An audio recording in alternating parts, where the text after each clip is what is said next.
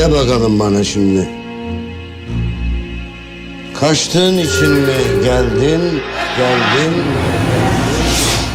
Yoksa kovaladığın için.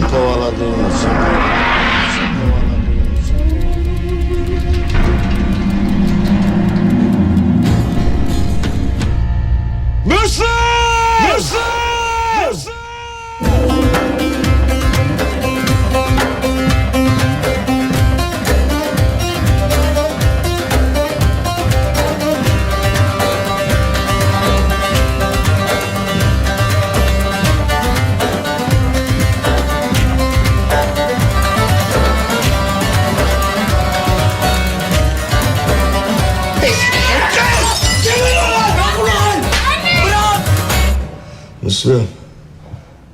Gitmeden uğra da. Baba o söyle karşılıklı bir rakıyı çek. İçtim ben senin rakını. Sen hiç aşık oldun mu? Böyle bir ses dinlememişim vallahi. Yemin ediyorum bayıldı ya. 14 bin yıl gezdim pervanelikte, Sıtkı ismin duydum divanelikte.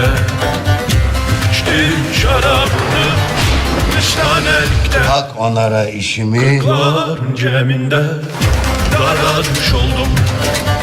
Kırkların ceminde daralmış oldum.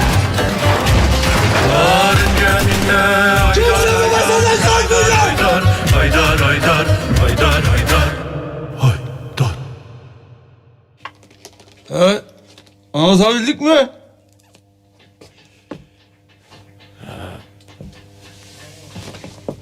Çekiyorum.